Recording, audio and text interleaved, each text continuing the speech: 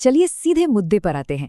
आज के इस एक्सप्लेनर में हम सेल्स की दुनिया के उस एक विषय पर बात करेंगे जो अक्सर पसीने छुड़ा देता है, सेल्स ऑब्जेक्शंस, यानी ग्राहक की आपत्तियां।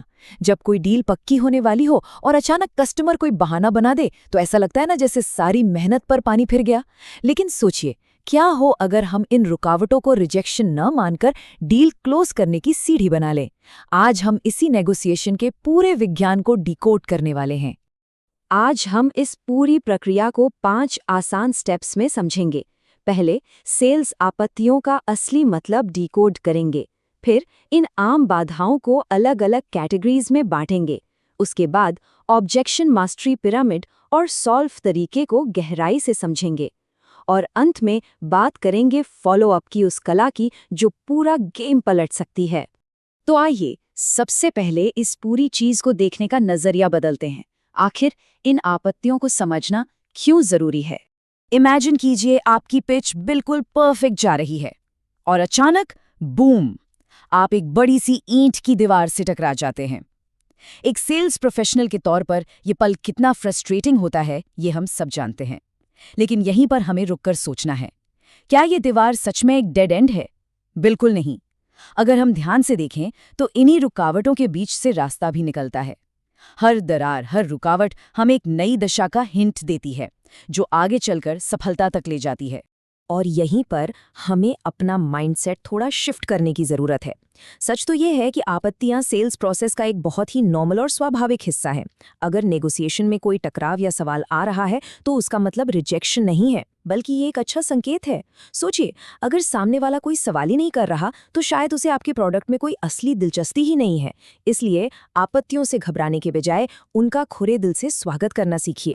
तकनीकी भाषा में कहें तो ऑब्जेक्शन क्या है? ये बस आपके और ग्राहक के बीच का एक मतभेद है। लेकिन जरा गहराई में जाइए, ये वो सवाल और शंकाएं हैं जो साबित करती हैं कि ग्राहक आपके ऑफर पर गंभीरता से विचार कर रहा है, ना कि उसे पूरी तरह से रिजेक्ट कर रहा है। वो बस कुछ और क्लैरिटी चाहता है। तो अगली बार जब कोई ऑब्जेक्शन आए तो समझ जाइए कि ग्राहक पूरी तरह से एक्टिव है और बातचीत में शामिल है। ये एक बहुत ही मजबूत और पॉजिटिव सिग्नल है। अब जब हमने अपना नजरिया बदल लिया है तो चलिए अपने दुश्मनों की पहचान करते हैं। जब हम इन बाधाओं को कैटेगराइज कर लेते हैं तो ये बिल्कुल भी डरावनी नहीं लगती और इनका अनुमान लगाना बहुत आसान हो जाता है। फील्ड में आने वाली लगभग हर आपत्ति को हम मुख्य रूप से 4 बाल्टियों या कहीं श्रेणियों में डाल सकते हैं। पहली है प्राइस या रिस्क, यानी बजट, लागत या समय की चिंता। दूसरी है सर्विस की क्वालिटी को लेकर शंका। तीसरी है ट्रस्ट या आपसी संबंध की कमी। और चौथी है डिसीजन न ले पाना या किसी और की सलाह लेने की जरूरत महसूस करना। एक बार आपको पता चल जाए कि आपका ग्राहक इन चारों में से किस कैटेगरी में अटका है तो फिर सही समाधान खोजना चुटकियों का खेल हो जाता है। चलिए इसे कुछ रियल लाइफ एग्जाम्पल से समझते हैं। आपने कस्टमर से अक्सर ये बातें सुनी होंगी, अरे हम तो ठीक हैं, हमारे पास पहले से एक वेंडर है, या आपका प्राइस तो बहुत ज्यादा है भाई। कभी कभी लोग कहते हैं आप सब तो एक ही जैसी सर्विस देते हैं, या फिर बस डिटेल्स ईमेल कर दीजिए, मैं बाद में बताता हूँ, या सबसे आम, अभी ये हमारी प्रायोरिटी नहीं है। ध्यान दीजिए, ये सारे जाने पहचाने वाक्य उन्हीं 4 कैटेगरी से आते हैं जिनकी हमने अभी बात की। असली टैलेंट इन वाक्यों के पीछे छिपी असली चिंता को पकड़ने में है। लेकिन इन सबके बीच एक ऐसा जुमला है जो सबसे खतरनाक माना जाता है। वो है, मुझे इस पर थोड़ा सोचने की जरूरत है। इसे आप आपत्तियों का अल्टीमेट बॉस बैटल कह सकते हैं। ये एक ऐसा सेंटेंस है जो पलक झपकते ही पूरी सेल्स प्रोसेस को फ्रीज कर सकता है। अक्सर लोग सीधे ना कहने से बचने के लिए बड़ी विनम्रता से इस लाइन का इस्तेमाल करते हैं। इस एक वाक्य से पार पाना सबसे बड़ी चुनौती होती है, क्योंकि ये कोई साफ वजह नहीं देता, बस आपके सामने एक अदृश्य दीवार खड़ी कर देता है। तो इस बॉस बैटल को कैसे जीतें और इस ठहराव से कैसे बाहर आएं, यहीं पर एंट्री होती है हमारे अगले विजुअल फ्रेमवर्क की, जिसे हम कहते हैं द ऑब्जेक्शन मास्टरी पिरामिड। आइए अपने लेवल को थोड़ा अपग्रेड करते हैं। ये ऑब्जेक्शन मास्टरी पिरामिड हमें एक बहुत ही शानदार बात सिखाता है। वो ये कि कोई भी सफलता एक मजबूत नींव पर टिकी होती है। और वो नींव क्या है? आपका अपना पॉजिटिव एटीट्यूड और आपका अटूट कॉन्फिडेंस। अगर आप अंदर से घबराए हुए हैं तो आप ऊपरी लेवल की कितनी भी अच्छी रणनीतियां लगा ले, बात नहीं बनेगी। जब तक मानसिकता सही नहीं होगी कोई तकनीक काम नहीं करेगी। एक सॉलिड और कॉन्फिडेंट शुरुआत ही आगे की पूरी बातचीत का टोन सेट करती है। चलिए इस पिरामिड की सीढ़ियां चढ़ते हैं। सबसे नीचे का लेवल है कभी नहीं या नेवर, यानी कस्टमर की बात को पर्सनली ले लेना या उससे बहस करने लगना। एक प्रोफेशनल हमेशा इस डिजास्टर से बचता है। इसके ऊपर आता है करना चाहिए या डू लेवल, जहां आप कस्टमर की बात को ध्यान से सुनते हैं और एम्पैथी दिखाते हैं। फिर आता है रणनीति का लेवल, जहां आप फील, फेल्ट, फाउंड जैसी शानदार ट्रिक्स आजमाते हैं। और सबसे ऊपर है मास्टरी, जहां आपका कस्टमर के साथ तालमेल इतना जबरदस्त होता है कि आपके जवाब किसी जादू की तरह काम करते हैं। अब हमने पिरामिड का माइंडसेट तो सेट कर लिया, लेकिन on the spot meeting room में बैठे बैठे क्या करें? इसके लिए हम इस्तेमाल करेंगे सॉल्व मेथड का, एक बहुत ही रणनीतिक और तुरंत लागू होने वाला उपाय। पिरामिड के उस बड़े नजरिए के बाद सॉल्व एक बहुत ही टैक्टिकल और इन द मोमेंट सिस्टम है। जब आप मीटिंग में बैठे हों और अचानक कोई ऑब्जेक्शन आ जाए, तब उस प्रेशर वाले माहौल में ये याद रखने लायक छोटा सा शब्द एक दिशा निर्देश की तरह काम करता है।